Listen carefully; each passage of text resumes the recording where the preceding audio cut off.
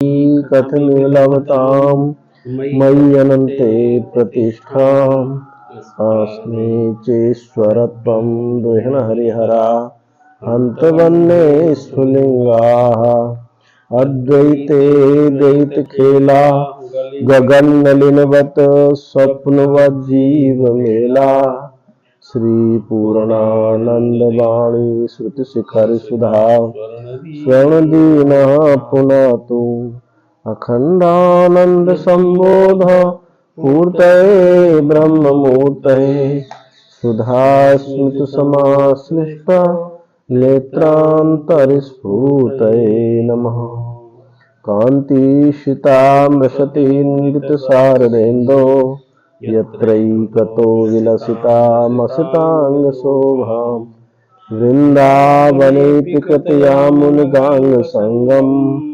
राधा मुकुन्दयुगलं तदहं नमामि राधा मुकुन्दयुगलं तदहं नमामि। हाँ, तो चर्चा चल रही थी कि जैसे स्थूल शरीर में त्वम पदार्थ के शोधन की चर्चा चल रही थी, तो त्वम पदार्थ का शोधन बताए कि वो स्थूल शरीर नहीं है, सूक्ष्म शरीर नहीं है। क्यों नहीं है? कि स्थूल शरीर क्रस होता है, रोगी होता है, मोटा है, पतला है, गोरा है, काला है, ये सब स्थूल शरीर के धर्म हैं, आत्मा के नहीं। और अहंकार, ममता, यत्न, इच्छा आदि जो सूक्ष्म शरीर के धर्म हैं, वो भी आत्मा के नहीं है। क्योंकि अहंता को, ममता को, इच्छा को वो प्रकाशक है, इनका साक्षी है, इसलिए जो इनका प्रकाशक है वो वही नहीं हो सकता। तो ये सब जैसे वस्त्र आदि का दृष्टांत दिया, जैसे वस्त्र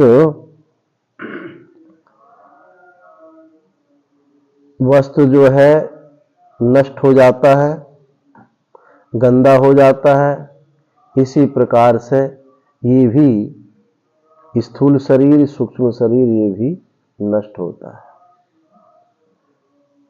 तो अब इसी प्रयत्न में आगे कहा कि जो जिसका धर्म होता है उसका कभी त्याग नहीं किया जा सकता। जैसे अग्नि का धर्म है उष्णता, उष्णता का कभी अग्नि त्याग नहीं कर सकती। यदि उष्णता का त्याग हो गया तो फिर अग्नि ही नहीं कही जा सकती, फिर उसको अग्नि नहीं कहते। वैसे ही अहंकार आदि आत्मस्वरूपी आत्मा के धर्म होते तो आत्मा से वे प्रकाशित ना होते, आत्मा उनका साक्षी ना होता। क्योंकि मन हमारा आज शांत है, विक्षेप को प्राप्त है, हमारे चित्त में काम आ रहा है, लोभ, क्रोध, ईर्ष्या आ रही है, हम उसको देखते हैं, हमको मालूम पड़ती है कि ये काम है, तो देखने वाला निश्चित रूप से उससे अलग है। जब हम अलग हैं तभी हम उसको देख सकते हैं, नहीं तो देख नहीं सकते। तो इसी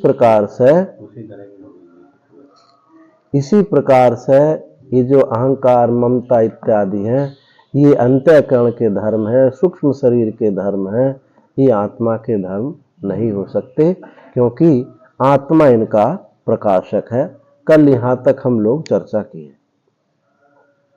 अब आगे चलते हैं। एकस्य आत्मनः कर्म कर्तृभाव सर्वथा नोपद्यते इति श्रुत्वा मीमांसकः प्रतिअवतिष्ठते। ये सुनकर के कि एक ही आत्मा, कर्ता और कर्म, कर्ता भी वही, कर्म भी वही, कर्तृकर्म भाव को प्राप्त नहीं हो सकता। एक ही आत्मा, कोई भी आदमी अपने पैर कंधा पर रख के नहीं चल सकता। यानी चलने वाला भी वही और पैर भी वही, ऐसा नहीं होता। तो इसी प्रकार से आत्मा में कर्तृकर्म भाव नहीं हो सकते। इस बात को सुन करके पूर्व पक्षी खड़ा हो जाता है। कौन है पूर्व पक्षी? यहाँ मीमांसक यानी भट्ट मत, कुमारिल भट्ट मत यहाँ उपस्थित हो जाता है। क्या कहता है वो कि अहम प्रत्यय ग्राह्यत्वात् ग्राहका आत्मेति, कि आत्मा ग्राह्य भी है और ग्राहक भी है। ये ऐसा देखा जाता है। आत्मा ग्राह्य ग्राहक भाव है, दोनों उसमें दोनों वो है। और वह वैसे भी कहता है, भट्ट मत ये भी कहता है कि आत्मा जड़ है और चेतन भी है। सुषुप्त सो जाता है तो जड़ हो जाता है, व्यवहार में चेतन होता है। तो उभय आत्मक मीमांसक उभय आत्मक आत्मा जड़ चेतनात्मक आत्मा का स्वरूप मानता है। ऐसे ही ग्राह्य भी वही है, ग्राहक भी, ग्राह्य ग्राहक भाव एक आत्मा में ही रहते हैं, ऐसा वो मानता है। आगे स्पष्ट हो जाएगा सभी। तन निवृत्त्यर्थम आहा, इसकी निवृत्ति के लिए आगे कहते हैं कि आत्मा वही आत्मा ग्राह्य हो और वही ग्राहक हो, ऐसा संभव नहीं हो सकता। यत कर्म को ही यो भावो नासौ तत्कर्तिको यतः घट प्रत्यवत् तस्मात् नाहं स्यात् दृष्टि कर्म कहा। यत कर्म को ही यो भाव यत कर्म को नासौ, यानी जो क्रिया का कर्ता होता है वह उसी का कर्म नहीं हो सकता। जिस क्रिया का जो कर्ता है वही कर्म नहीं हो सकता। कर्ता भी वही और क्रिया भी वही, कर्म भी वही, ऐसा नहीं हो सकता। क्योंकि करने वाला कर्ता हमेशा अलग ही होता है और किसी कर्ण के माध्यम से वो क्रिया करता है, उससे कर्म होता है। तो जो क्रिया का कर्ता हो वह उसी का कर्म वो नहीं हो सकता। यत कर्म को ही यो भावो न असौ तत्कर्तृको यतः। जैसे दृष्टांत दिया घट प्रत्यवत, जैसे घट प्रत्यय है, घटक ज्ञान है।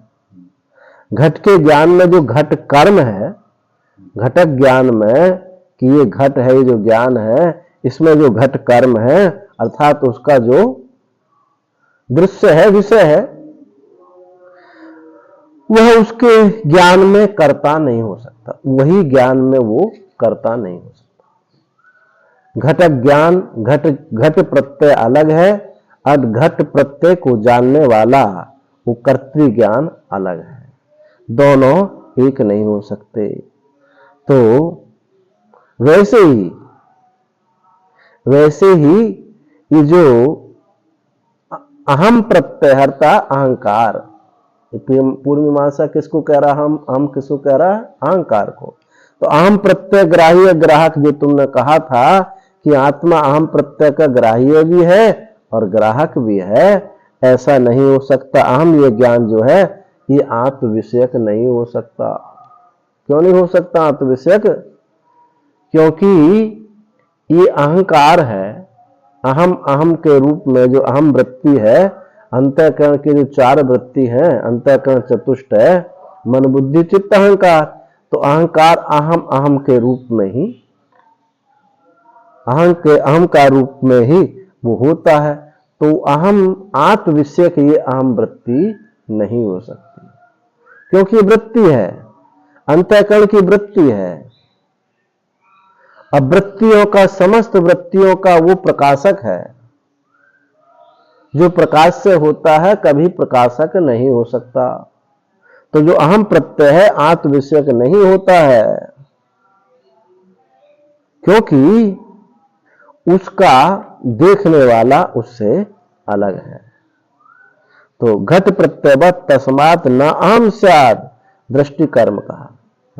जो दृष्टि कर्मक है, जिसमें वो करता है, वो उसका कर्म नहीं हो सकता। जब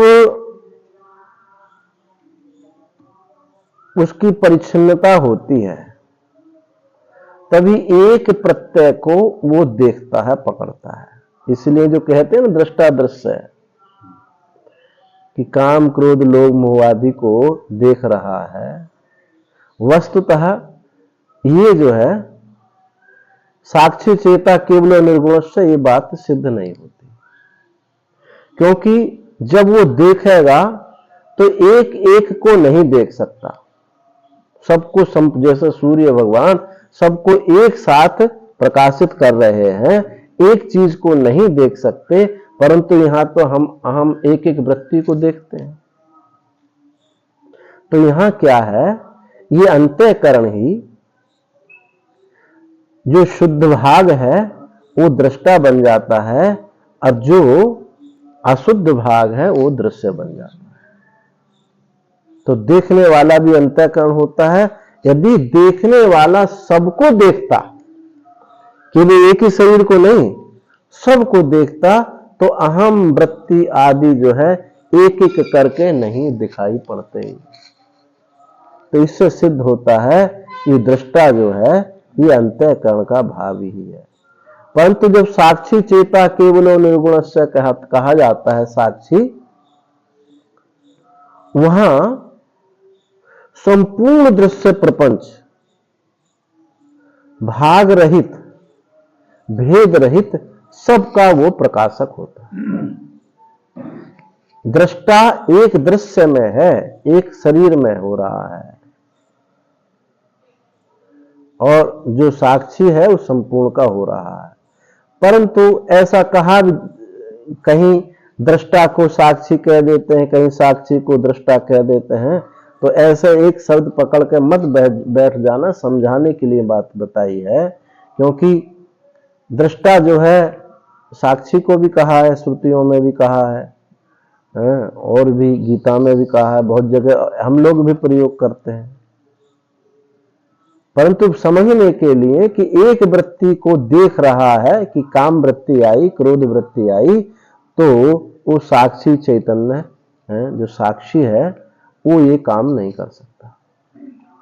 फल व्याप्ति एक की परिच्छिन्नति होती है। हाँ, और वह जो अनुभूति होती है वो संपूर्ण हाँ, है, लेकिन प्रत्यावर्तित करके अब ये काम वृत्ति आई, हम बाजार तो पूरा देखा, लेकिन लाए थैला में 2 सब्जी, क्योंकि थैला में जगह ही नहीं थी पूरा बाजार लाने की।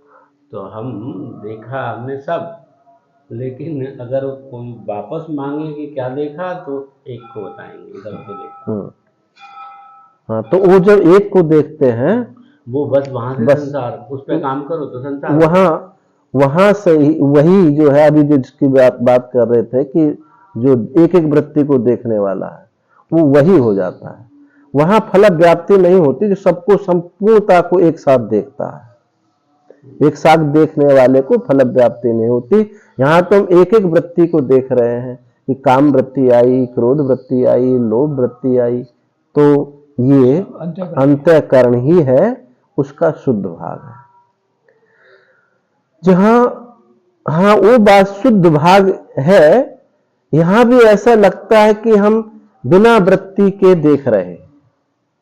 जैसे घट को तो हम कैसे देखते हैं, वृत्ति से देखते हैं, और काम क्रोध आदि को जो वृत्ति है उनको हम वृत्ति से नहीं देख रहे हैं। तो कह देते हैं कि भाई कर्णेन बिना पश्यति साक्षात पश्यति। पर यह शुद्ध होने की वजह से जो अंतःकरण का जो भाग शुद्ध हो गया है, उस शुद्ध जैसे जैसे जितना जितना शुद्ध होता जाता है उतना उतना हम चेतन साक्षी की तरफ बढ़ते चले जाते हैं। इसलिए वहां भी लगता है, वहां भी है कि यहां वृत्ति नहीं। और ये बात तो ठीक ही है कि कर्णेन बिना पश्यति साक्षात पश्यति, साक्षात देखता है वो।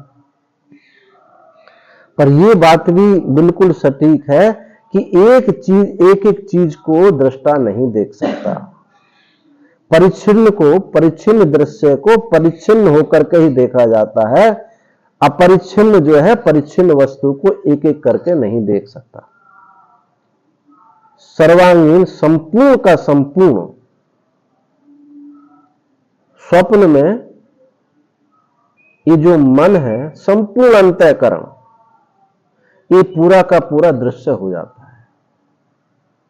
केवल दृष्ट जो है दृंग मात्र चेतन वो जो है जो जागृत का दृष्टा है, स्वप्न का दृष्टा, स्वप्न सुषुप्ति का ये जो है सबको वो एक ही है जो पूरे संपूर्ण स्वप्न अवस्था को प्रकाशित करता है।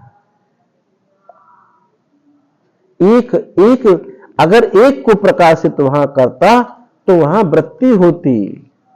इसलिए यहां काम क्रोध आदि एक एक वृत्ति को हम प्रकाशित कर रहे हैं तो यहां वृत्ति है ही, भले ही वो अज्ञात रूप में दिख रही है। वास्तविक दृष्टा स्वप्न जागृत आदि का एक है, लेकिन स्वप्न का जो स्मरण करता है वो स्वप्न दृष्टा नहीं, वहां तो स्वप्न पुरुष, वो स्वप्न पुरुष है, तादात्म्यपन्न जो है वो करता है, वो स्वप्न पुरुष है, पर अंतःकरण में दृश्य बनता है। वो तो है करण रूप में नहीं होता, दृश्य दृष्टा वही बनता है, करण नहीं बनता। जो एक वृत्ति को जो स्वप्न में पूरी स्वप्न अवस्था में जिस एक एक वृत्ति के साथ तादात्म्य हो रहा है वो स्वप्न का है, वो क्या स्वप्न दृष्टा कहना ठीक नहीं लगता, स्वप्न पुरुष ही कहा जाए उसको। कोई स्वप्न पुरुष है जो एक एक वृत्ति के साथ तादात्म्य होता है उसका, परंतु जो स्वप्न पुरुष को, स्वप्न दृश्य को, संपूर्ण स्वप्न अवस्था को जो प्रकाशित करता है, स्वप्न पुरुष को भी, स्वप्न दृश्य को भी, स्वप्न संपूर्ण स्वप्न अवस्था को जो प्रकाशित करता है वो स्वप्न जो है स्वप्न दृष्टा है, और वही जागृत का भी दृष्टा है।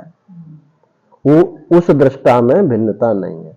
वो महामत्स्य दृष्टांत से उपनिषदों में दृष्टांत दिया, जैसे एक मछली इस तट पर जाती है, कभी उस तट पर जाती है, कभी बीच में रहती है, ऐसे ही ये दृष्टा चैतन्य जो है ये जागृत में भी वही है, स्वप्न में भी वही है। अवस्था के भेद से भिन्नता मालूम पड़ती है कि ये जागृत अवस्था है तो जागृत का दृष्टा, स्वप्न अवस्था स्वप्न का दृष्टा, तो वो उस पर आरोप करके ऐसा जागृत दृष्टा स्वप्न दृष्टा कहते हैं, वस्तुतः वो एक ही दृष्टा है। ये मूढ़ता आदि के ज्ञानी आदि जो भेद है, ये जो उपलब्धि है ना, अनुभव के बाद जो स्मृति रूप शेष रहता है, इसके बल से भेद है, अनुभव के भेद नहीं है। हाँ, सबको समान बोध है, लेकिन जो अभिमान है वो परिच्छिन्नता का, इनका भिन्न है, इनका भिन्न है, इनका भिन्न है, ये भेद है। कोई अंतःकरण की उपाधि, मूढ़ता की उपाधि, कुछ जागृति की उपाधि, सबको भेद ओढ़ करके ही ऐसा बनता है। चैतन्य तो ये जो ज्ञान की भूमिका कहते हैं ना, ये वस्तुतः ज्ञान की भूमिका नहीं होती, ये सब क्या अंतःकरण की भूमिका है। जैसे जैसे अंतःकरण तनु होता चला जाता है वैसे वैसे वो दृश्य अभाव होता चला जाता है, तो वो ज्ञान की भूमिका नहीं, वो ध्यान की भूमिका है, अवस्थाओं की भूमिका है, अंतःकरण की भूमिका है। तो यत कर्म यहाँ जो कहा कि घट प्रत्यय वत घट प्रत्यय के समान, जैसे घटक ज्ञान, घट का ये ज्ञान है, वो जो विषय है, उस ज्ञान में वो जो है कर्ता नहीं हो सकता, वैसे ही जो अहम प्रत्यय है, अहम प्रत्यय ही अहंकार, अहम वृत्ति है, नहीं अहम अहंकार वृत्ति है, ये जो है आत्मा नहीं हो सकता, आत्मा से ये प्रकाश्य है। अत्राह प्रत्यक्षेण आत्मनः कर्म कर्तृत्वाभ्युपगमे तत्पाद उपजीविना अनुमानेन प्रत्यक्ष उत्सारणम अयुक्तमिति इति चोद्यम। यहाँ शंका करते हैं कि प्रत्यक्ष के द्वारा आत्मा का कर्म कर्तृ भाव देखा जाता है, और आप उस प्रत्यक्ष पर ही पलने वाला ये अनुमान प्रमाण से आप प्रत्यक्ष का बाध कर रहे हैं, ये प्रत्यक्ष का बाध कर रहे हैं। तो बोले प्रत्यक्ष से कैसे देखा जाता है? प्रत्यक्ष से, वो कहता है प्रत्यक्ष से कैसे, ये जो कहा कि आप प्रत्यक्ष को अनुमान से बाधित कर रहे हैं। आप अनुमान से कह रहे हैं कि कर्ता जो है, एक ही आत्मा कर्ता और कर्म नहीं हो सकता। ये आपको अनुभव हो रहा है, लेकिन मैं तो अनुभव से कह रहा हूं कि वो ग्राह्य भी है और ग्राहक भी है। ये प्रत्यक्ष अनुभव से मैं कह रहा हूं। कैसे? क्योंकि जैसे कहा जाता है, वे लोग व्यवहार में भी कहते हैं कि जानंतम माम जानामि, जानंतम माम अहम जानामि। जानते हुए कि जानते हुए स्वयं को जानता है। ये वाक्य बोला जाता है, जानंतम माम जानामि, जानते हुए स्वयं को जानता है। तो जानतम जो है, जानंतम क्या हो गया? ये अहम ही विषय बन गया और जानामि ये जो है विषय बन गया। एक ग्राह्य हो गया और वही ग्राहक होगा। एक ही ग्राह्य ग्राहक हो रहा है। तो ये तो प्रत्यक्ष में अनुभव है हमारे कि जानंतम माम अहम जानामि, जानते हुए मुझको अपने को जानता है। तो जानना भी, उसमें जानने वाला भी वही है और जानने वाली वस्तु भी वही है। इसलिए ये तो प्रत्यक्ष से सिद्ध है और आप तो अनुमान से इस प्रत्यक्ष का बाध कर रहे हो। ऐसी शंका की है, शंका में दम नहीं उसके। देखो अनुभव से तो कह रहा है, तो कहते तन निराकरण आया। उसका निराकरण करने के लिए अब आ गए प्रत्यक्ष उपन्यास।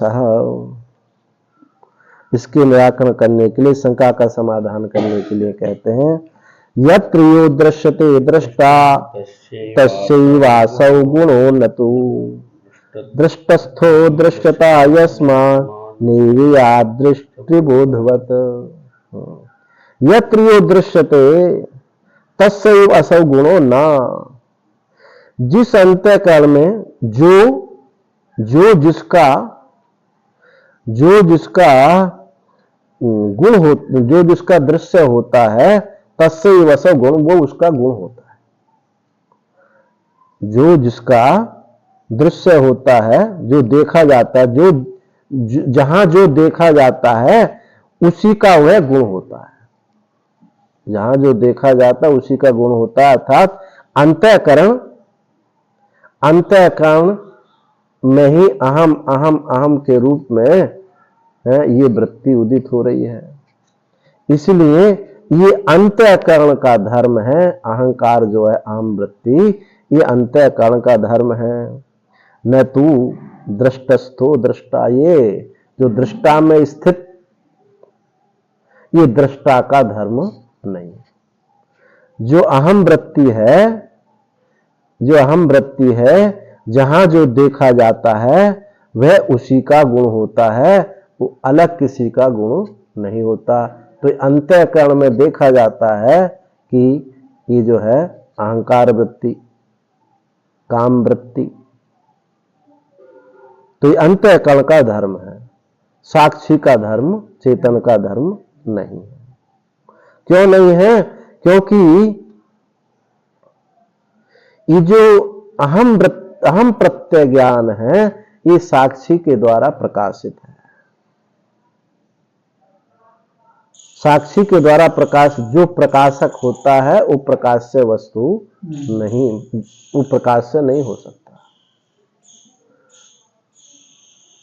दृष्टो दृष्ट यस्मान न एवियात दृष्टिबोधवत्, दृष्टिबोध, यदि ऐसा ना होता, यदि उसके द्वारा प्रकाशित ना होता, यदि ऐसा ना होता तो दृष्टा के स्वरूपभूत, जैसे दृष्टा का स्वरूप है जानना, दृष्टा के स्वरूपभूत ज्ञान के समान ही होता और वो उससे प्रकाशित ना होता। यदि अहंकार ऐसा ना होता तो दृष्टा का स्वरूप ही होता, उससे कभी अलग नहीं होता और वो उस दृष्टा के द्वारा कभी प्रकाशित नहीं होता, भाषित नहीं होता। परंतु ये तो सबको अनुभव है, ये तो सबको अनुभव है कि मुझ में काम वृत्ति आई, मुझे क्रोध वृत्ति आई, लोभ वृत्ति आई, मैं एक एक वृत्ति को जान रहा हूं। तो जान रहा हूं मैं, प्रकाश मेरे द्वारा ही प्रकाशित हो रहे हैं, तो यहां दोनों एक कैसे हो गए, ये भी मैं भी प्रत्यक्ष के अनुभव से कह रहा हूं। जैसे तुमने जानने वाला अलग ही होता है, मैं भी जो तुमने प्रत्यक्ष का दृष्टांत दिया कि माम जानंतम अहम जानामि, जानते हुए स्वयं को जानता हूं, जैसे तुम ये कह रहे हो, मैं भी अनुभव से कह रहा हूं कि ये भी मैं भी प्रत्यक्ष अपरोक्ष रूप से कह रहा हूं, अपरोक्ष रूप से कह रहा हूं कि मैंने काम वृत्ति को देखी, क्रोध वृत्ति को देखी। अपरोक्ष का मतलब है साक्षात अपरोक्ष नहीं है, प्रत्यक्ष, परोक्ष, अपरोक्ष, साक्षात अपरोक्ष, 4 कोटि प्रत्यक्ष प्रति आंख के सामने जो है इसको प्रत्यक्ष कहते हैं। परोक्ष उसको कहते हैं जो आंख के सामने है नहीं, लेकिन मन का विषय है, मन से देखी जाती है। आप जो है दिल्ली बंबई को देख रहे थे यहीं से।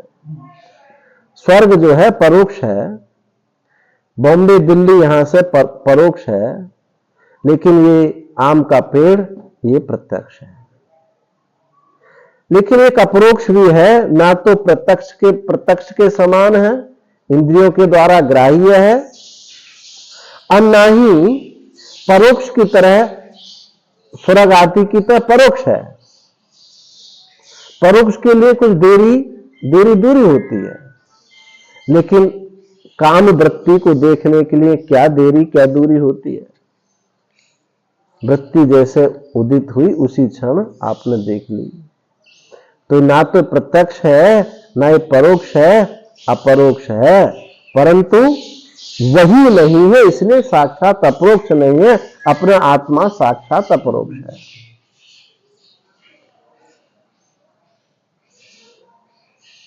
तो ये जो है, जो दृश्य है, ये जैसे स्थूल दृश्य है, वो इंद्रियों के द्वारा दृश्य है। यह केवल मन ही उस आकार में आकारित होता है। ये कहा जाता है ना अंतःकरण की वृत्ति, ये ज्यादा गहराई से शब्द लगता नहीं, अंतःकरणी वृत्ति रूप है। अंतःकरण की वृत्ति यदि हम मानते हैं और उन वृत्तियों का अत्यंत अभाव मानते हैं, तो वृत्तियों का अत्यंत अभाव तो स्वरूप ही है। और जैसे योग दर्शन कहता है अंतःकरण की वृत्ति रहित जो अंतःकरण, उसे क्या कहा, उसे कहा चित्त सत्व। वो चित्त सत्व ही उसकी समाधि है, वहां भी भेद मालूम नहीं पड़ता। परंतु भेद मालूम भले ना पड़े, मालूम भेद ना पड़ने से वो अद्वैत सिद्ध नहीं होता है।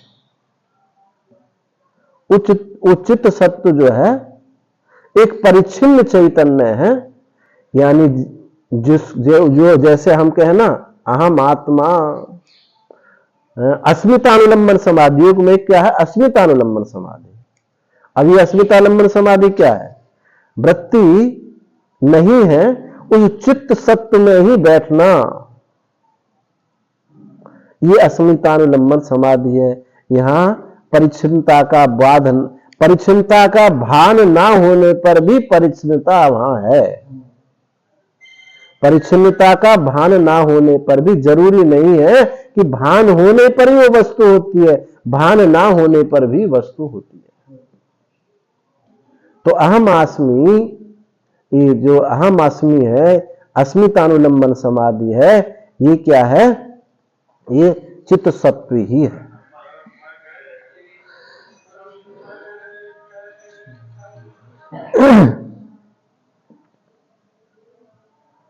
फ्लाइट मोड में कर लो। तो ये जो प्रत्यक्ष दृश्य है, स्थूल दृश्य, ऐसा अहम वृत्ति भी जो है, अहंकार वृत्ति भी, ये संपूर्ण का संपूर्ण अंतःकरण जो है वहां दृश्य होकर के रह रहा है। तो वो भी अहम वृत्ति भी आत्मा नहीं हो सकती, क्योंकि अहम वृत्ति को प्रकाशित करने वाला आत्मा है। प्रत्यक्षेणैव अब भवत अभिमतस्य प्रत्यक्षस्य आभासी कृतत्वात्। तुमने कहा था ना कि अनुमान से प्रत्यक्ष का बाध जो तुम कर रहे हो उचित नहीं है, ठीक नहीं है। तो भाई हमने प्रत्यक्ष के द्वारा जो तुम्हारा अभिमत था, प्रत्यक्ष से जो तुम चाहते थे, जो प्रत्यक्ष का तुम्हारा अभिप्रेत था, अभिमत था, उस प्रत्यक्ष से ही तुमको भाषीकृत कर दिया, तुमको माने आप तुमको क्या मिथ्या कल्पित कर दिया, तुम्हारे मत को प्रत्यक्ष दोष युक्त कर दिया। इस प्रत्यक्ष के द्वारा ही तुम्हारा, जिस प्रत्यक्ष को तुमने प्रमाण दिया था, उस प्रत्यक्ष को ही, उस प्रत्यक्ष से दोष सिद्ध कर दिया। प्रत्यक्ष आभासी कृतत्वात्, वो प्रत्यक्ष ना रह करके प्रत्यक्षाभास हो गया, प्रत्यक्ष नहीं हुआ। क्योंकि ये भी सबको अनुभव है कि मैं काम को जानता हूं, क्रोध को जानता हूं, काम क्रोध को जानता हूं, तो ये किसका अनुभव नहीं है, सबका अनुभव होता है। तो सुस्थमेव अनुमानम, इसलिए जो हमने अनुमान दिया है वो अपने में बिल्कुल ठीक है, बिल्कुल अपने में उचित है, वो गलत नहीं है। अतः तदेवं प्रक्रियते, इसलिए वही तदेव प्रक्रियते, अब उसी का जो तुमने प्रत्यक्ष से जो सिद्ध किया था, हम अब उसी प्रत्यक्ष का खंडन करते हैं। तत् च विकल्प दूषण अभिधानम, उसमें विकल्प दूषण कथन के द्वारा उस तुम्हारे जो प्रक्रिया थी प्रत्यक्ष की, उसी को हम निराकरण करते हैं। क्या निराकरण करते हैं? नात्मा न तदंसेन गुणः स्वस्थोऽवगम्यते अभिन्नत्वात् समत्वात् च निरंसत्वात् कर्मतः। गुणस्थो नात्मना गम्यते, जो गुण है, गुण अपने में जो स्थित जो गुण है, न आत्मना अवगम्यते, अपने द्वारा अपने गुण ही नहीं जाने जा सकते। अपने गुणों को स्वयं वो ग्रहण नहीं कर सकता, स्वयं को ग्रहण नहीं कर सकता। न तदंसेन, और अंशरूप से भी ग्रहण नहीं कर सकता, अंशरूप से भी ग्रहण नहीं कर सकता, और स्वयं गुणों रूप से भी अपने को ग्रहण नहीं कर सकता। गुण रूप से क्यों ग्रहण नहीं कर सकता? अभिन्नत्वात्, क्योंकि वो उससे भिन्न है ही नहीं। जो एक वस्तु हो, भिन्न ना हो, तो एक वस्तु हो, निरअवयव वस्तु हो, जिसमें अवयव ना हो, खंड ना हो, अंग ना बन सके, वो उसी में वो उसके द्वारा वही कैसे ग्रहण हो सकता है? जब कहेंगे उसी से उसी का ग्रहण होना है, तो ये वाक्य क्या है? सिद्ध ही नहीं होता है। एक में एक, ये कैसे कहा जा सकता है? एक ही वस्तु को कहा जाए कि वो अपने से अपने को ग्रहण करता है, ऐसा संभव नहीं होता। अब कहो कि अंशरूप से ग्रहण कर लेता हो, तो ना क्या है? समत्वाच्च, उस सम है। अंश को ग्रहण नहीं करता, अंश जो है अंशी के पास जाता है, या अंशी अंश के पास जाता है। अंशी छोटा बड़ा जो है उसके पास जहां समत्ति है, समता है, भेद ही नहीं हो रहा है, तो वहां अंश रूप से भी ग्रहण नहीं हो सकता। अंश रूप से ग्रहण हो तभी हो सकता है जब वो सावयव वस्तु हो। पहले पक्ष उसमें कहा गुणस्थो नात्मना अवगम्यते, स्वयं गुण अपने द्वारा ग्रहण नहीं होते, तो यहां तो अभिन्न होने की बात कही गई है, वहां भिन्नता है ही नहीं। और जहां अंश की बात कही, कोई उसको स्वगत भेद भी माने, स्वगत भेद से भी अपने को अपना ग्रहण नहीं कर सकता, अंश रूप से भी। क्योंकि जो स्वगत है ना, वो उसी का तो अंग है, अन्य अंग होता तो ग्रहण होता। अंग किसी दूसरे का है, अब एक दूसरा है तो ग्रहण हो सका, स्वयं से ग्रहण कैसे होगा? अपने पांव भी अंग है और कंधा भी अंग है, कौन कंधा पे रख के पैरों को चलेगा? तो अंश रूप से भी सर्वत्र सम है, इसलिए और निरंसन प्रात उसमें अंश होते सिद्ध ही नहीं होते, इसलिए वे किसी का कर्म भी अकर्मतः कर्म भी सिद्ध नहीं हो सकता। कर्म होने के लिए दो वस्तु होनी अनिवार्य है। एक ही वस्तु कर्म भी बन जाए, कर्ता भी बन जाए, ऐसा संभव नहीं हो सकता। तो इसलिए एक तो विकल्प दूषण कथन किया कि जो तुम कहते हो कि ग्राह्य भी वही है और ग्राहक भी वही है, ये तो सिद्ध ही नहीं हो सकता। हाँ, जो वस्तु स्वगत भेद भिन्न भिन्न वस्तु है, वहां ये बात लागू होती है, ग्राह्य ग्राहक भाग भाव वहां हो सकता है, पर स्वयं ही स्वयं के द्वारा ग्रहण होना संभव नहीं होगा। न युक्पन्नापि क्रमेण उभयतः एकस्य धर्मिणो ग्राह्य ग्राहकत्वम उपपद्यते इति प्रतिपादनाय। एक साथ भी एक ही धर्मी में, एकस्य धर्मिण एक ही धर्मी में एक साथ अथवा क्रम से, एक साथ अथवा क्रम से ये दोनों चीज नहीं रह सकती हैं। एक साथ भी नहीं रह सकती है, क्रम से करें तो भी, क्योंकि क्रम होने के लिए भी दूसरा चाहिए। तो दृष्टित्वेन उपयुक्तत्वा तदैव सा न दृश्यता, क्योंकि दृष्टा रूप से जो उपयुक्त है, दृष्टा रूप से जिसका कथन किया गया है, तदैव सा न दृश्यता, वो दृश्य नहीं हो सकता। जिसको दृष्टा कहा है वो दृश्य नहीं हो सकता।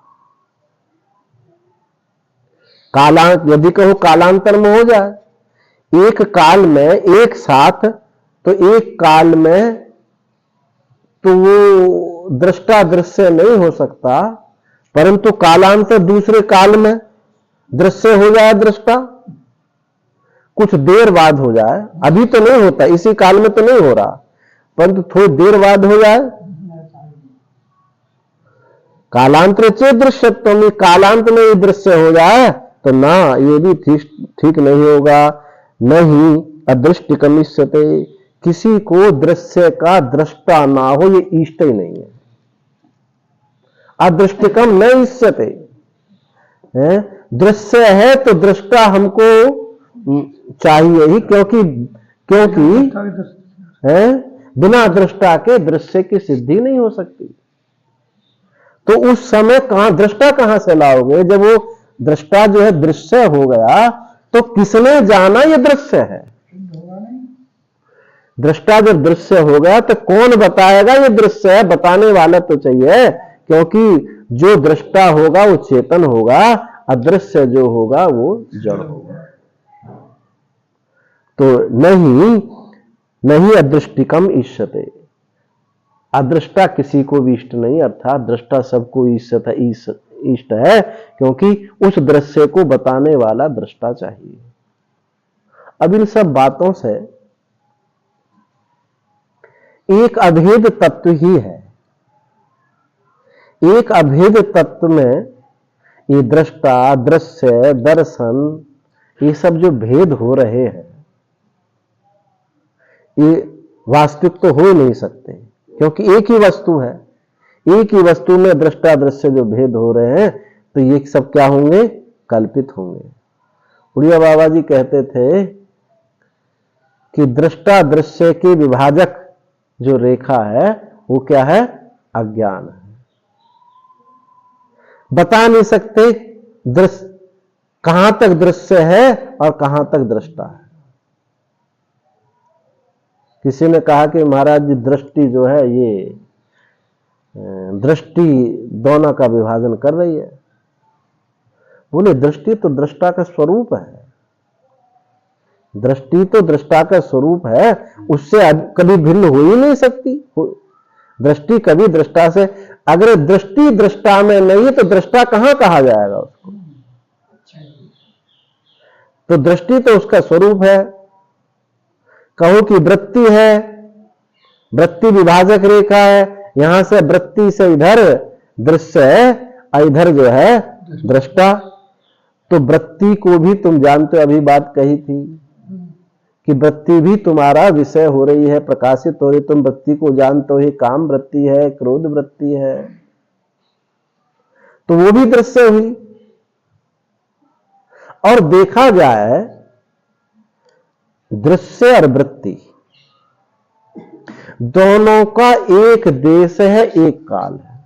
वृत्ति रूप ही है दृश्य, एक ही दृश्य। जब देखा वृत्ति उदित हुई तभी तो बाहर देखा। तो जो दृश्य है, दृश्य का जो काल है वही वृत्ति का काल है। जब देखा तब देखी, जब देखा तभी देखी। वृत्ति का जो काल है वही दृश्य का भी काल है। और जो वृत्ति देश है, जो दृश्य देश है वही वृत्ति देश भी है। इतना लंबा चौड़ा पेड़ है, ये वृत्ति में पता चल रहा ना पहला ही पेड़। तो वृत्ति देश, वृत्ति काल, दृश्य देश, दृश्य काल, ये दोनों भिन्न ही नहीं है। जब दो न काल भिन्न है और न देश भिन्न है, तो भैया वस्तु में भिन्नता कहां से आ जाएगी? वस्तु की भिन्नता सिद्ध नहीं हो सकती। इससे सिद्ध होता है कि दृश्य जो है वृत्ति रूप ही है, त्रैत भी नहीं है, द्वैत ही है।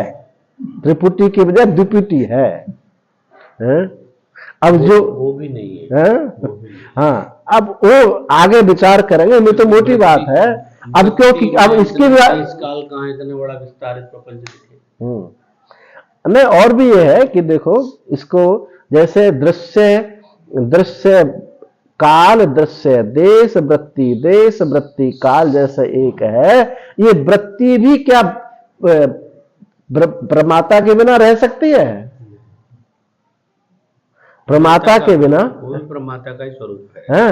प्रमाता के बिना क्या वृत्ति रह सकती है? इसलिए वृत्ति काल, अप्रमाता काल दोनों भिन्न भिन्न नहीं है। तो मेयकार वृत्ति है तभी तो प्रमाता है। हाँ, तभी तो प्रमाता, तभी तो तुम जानने वाले हो रहे हो। वृत्ति काल और प्रमाता काल एक ही है।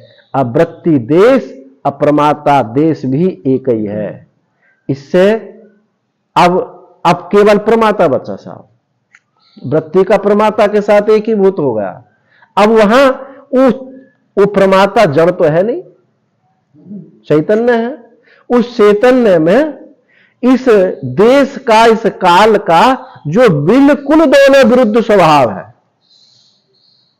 एक जड़ात्मक है, एक चेतन है, तो चेतन जड़ का संयोग हो ही नहीं सकता। इससे बात सिद्ध हो गई। उस चैतन्य में ये प्रमाता काल, प्रमाता देश, ये सब का सब उसमें कल्पित है। वृत्ति की एक ही चेतन में। प्रमाता की दृष्टि से देखो तो प्रमेय दृश्य है, लेकिन वास्तविक प्रमेय तो प्रमाता का परमात्म स्वरूप ही, अप्रमेय जो है वही है, इसलिए कुछ सिद्ध नहीं हुआ।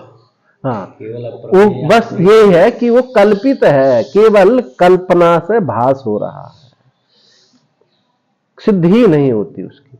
अब ये तो निषेध की दृष्टि से हम विचार किए कि दृश्य का निषेध करते, वृत्ति का निषेध कर दिया, प्रमाता का निषेध कर दिया।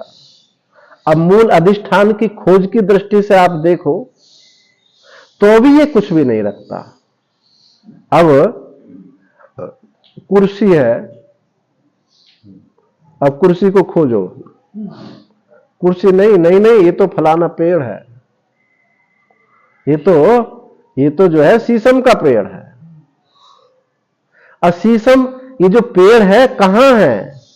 पृथ्वी में है। पृथ्वी कहां, किससे उदित हो रही है? पृथ्वी उदित हो रही जल से है, पृथ्वी जल से उसकी उत्पत्ति है, तो ये जल रूप है। अब ये कुर्सी से कहां होगा? जल हो गया। अब जल भी किससे है? अग्नि से है, तो ये अग्नि रूप है। अग्नि भी वायु से है, वायु जो है आकाश, और आकाश किससे हो रहा है? आकाश जो है वस्तुतः परमात्मा है? अज्ञानता से ही आकाश हो रहा है, इसलिए ये अज्ञान की सिद्धि किससे होती है? अज्ञान को किसने जाना?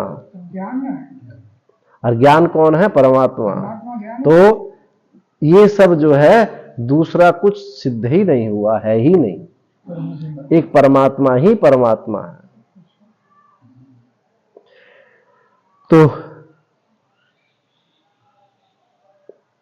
एक साथ अथवा कालांतर में भी है, कालांतर यदि कहो कालांतर में दृश्य है तो भी सिद्ध नहीं हो सकता, क्योंकि वो दृश्य को कौन जानेगा? दृष्टा तो चाहिए ही।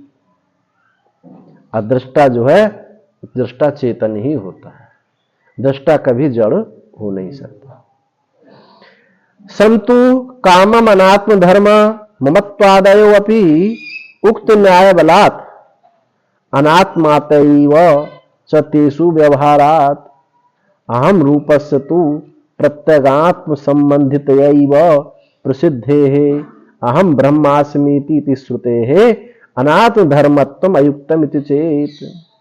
यहां शंका की है।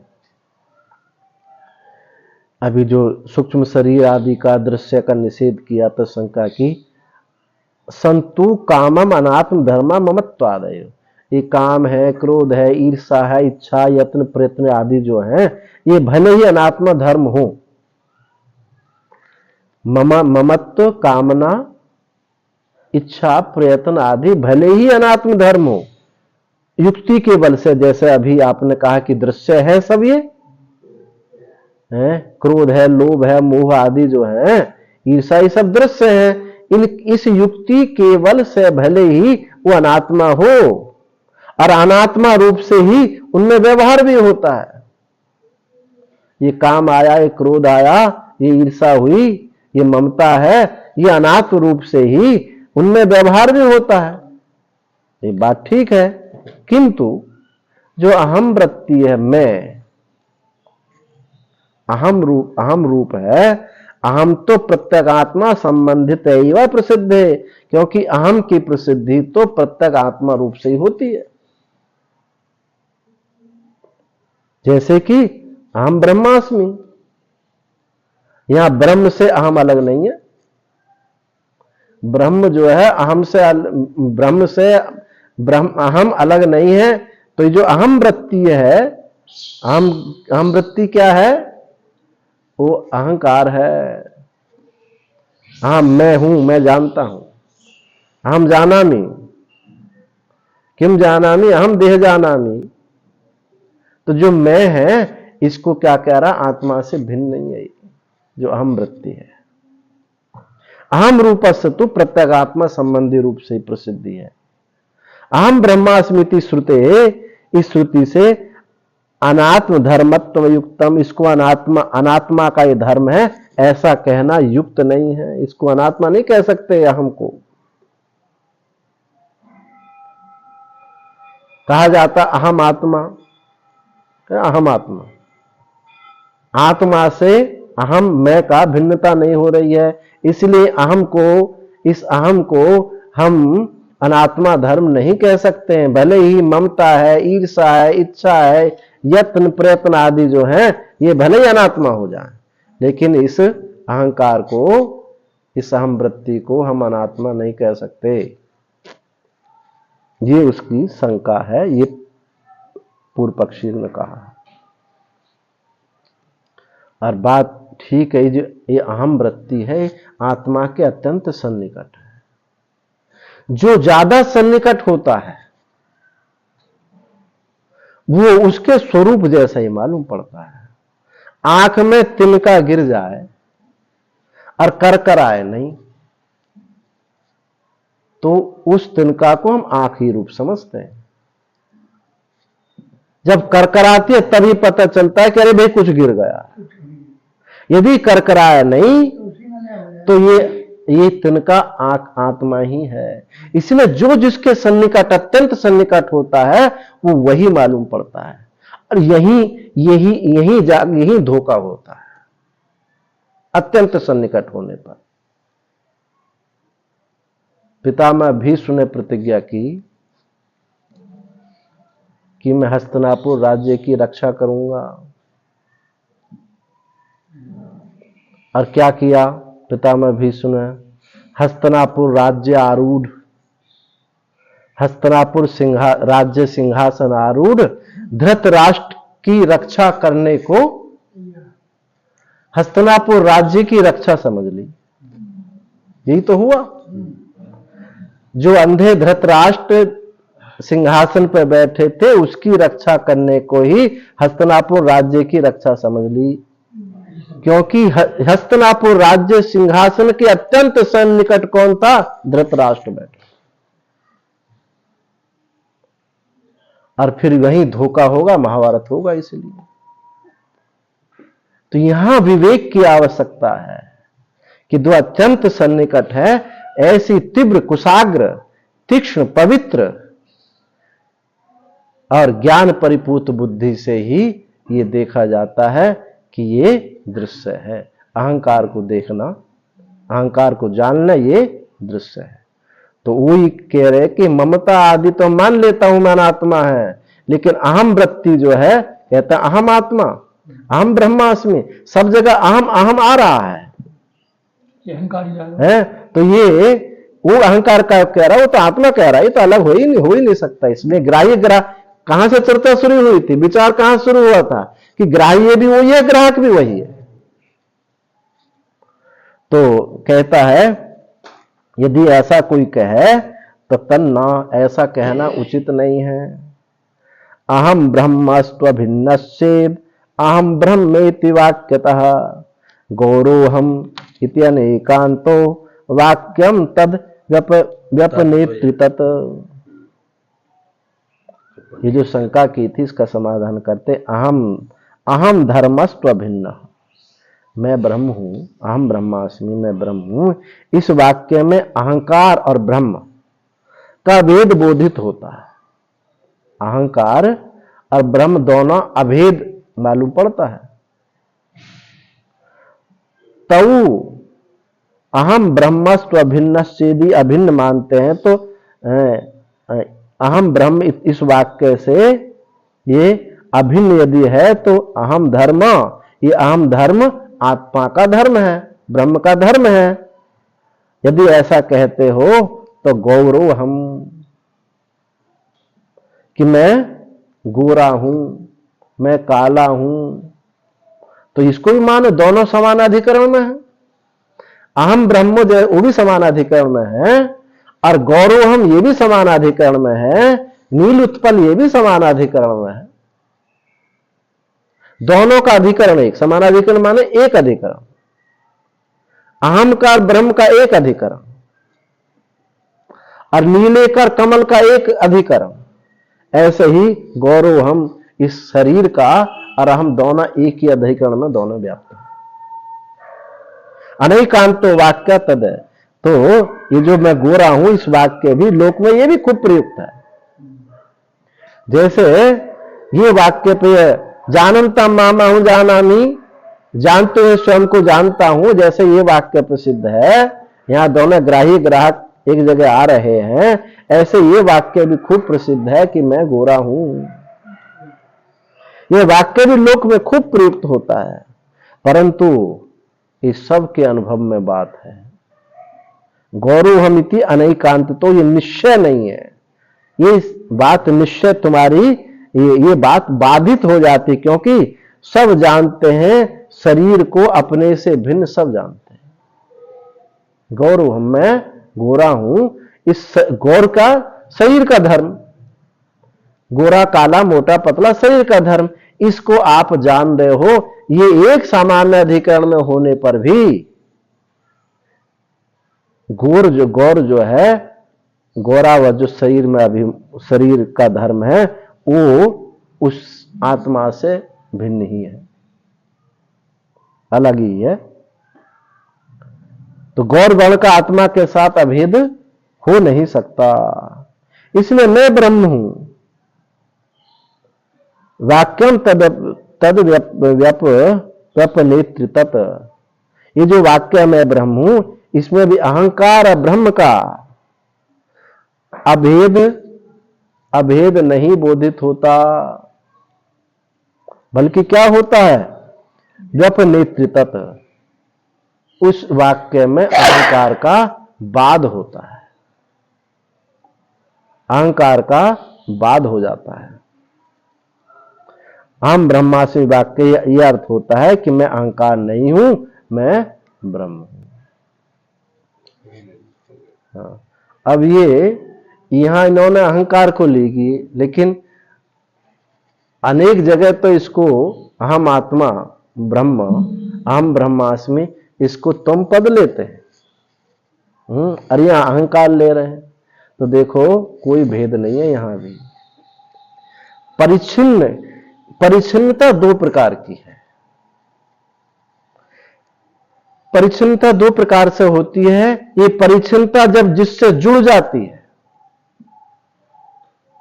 देह के साथ जुड़ गई, अंतःकरण के साथ जुड़ गई, देह अंतःकरण के संबंध के साथ जुड़ गई, उसको भी परिच्छिन्नता कहते हैं। और जब केवल देह अंतःकरण आदि नहीं है, इनके साथ जुड़ा नहीं है, तो क्या परिच्छिन्नता नहीं है वो? इसलिए महावाक्य में त्वम पद की परिच्छिन्नता कटती है और तत्पद की परोक्षता कटती है। तो ये जो शुद्ध त्वम पद है ना, ये भी परिच्छिन्न अहम ही है, परंतु शुद्ध परिच्छिन्न है। एक अशुद्ध परिच्छिन्न है, तो मैं देह हूं, मैं काला हूं, मैं गोरा हूं। और एक शुद्ध परिच्छिन्नता है, तो वहां केवल परिच्छिन्नता ही है, कुछ हटाना वटाना नहीं है। अपेक्षिक है बाबा ये शुद्धि भी, क्योंकि तुम का संपूर्ण शुद्धि हो, माने इतर कुछ न है, तो ब्रह्म रूप ही है। तो उसी की तो कटती है ना, उसी की त्वम का जो स्वरूप है परमात्मा ही है, परंतु जो उस परिच्छिन्नता को काटने के लिए तो ब्रह्म शब्द है, नहीं तो क्या जरूरत है ब्रह्म शब्द की? ब्रह्म शब्द जो है ना, तो ठीक है, इसलिए यहाँ वही बात कही हो ना, शुद्ध होगा तो ब्रह्म रूप ही हो। तो फिर तो बातें नहीं हो ना, बातें नहीं रही ब्रह्म, फिर ब्रह्म शब्द भी कहने की जरूरत नहीं है। उसमें जो परिच्छिन्नता आ रही है, ये परिच्छिन्नता तो टूट गई देह आदि की परिच्छिन्नता, मान इस परिच्छिन्नता को काटने के लिए और ब्रह्म परोक्ष ना हो जाए, दूर ना हो जाए, इसलिए उससे एकत्व भी चाहिए, परोक्षता की निवृत्ति, अपरिच्छिन्नता की निवृत्ति, दोनों एक हो। इसलिए त्वम पद जो उसका शुद्धि, अत्यंत शुद्धि रूप कहा जाए त्वम पद, तो ब्रह्म ही है, अलग नहीं हो सकता। शुद्धि तभी होगी जब ब्रह्म होगा, और बाकी जो शुद्धि है वो अशुद्धि का है, वहां उसकी परिच्छिन्नता अशुद्धि है, परोक्षता। हाँ, उसकी मतलब उसको छोड़ दो, अलग उसकी बात ही मत करो। केवल आप यदि त्वम पद की परिच्छिन्नता टूट जाए, तो वो ब्रह्म ही है। ये तो दोनों तरफ से हम लेकर के विचार कर रहे हैं। यदि एक तरफ से ही करें कि अपने अहम पद भी करें और इसकी नाम मात्र भी कहीं कोई दोष ना रह जाए, परिचिनता ना रह जाए, तो ब्रह्म शब्द भले मत को, वो तो है तो ब्रह्म ही।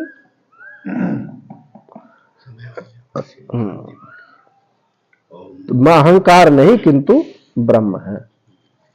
ओम पूर्णमदः पूर्णमिदं पूर्णात् पूर्णमुदच्यते पूर्णस्य पूर्णमादाय पूर्णमेवावशिष्यते।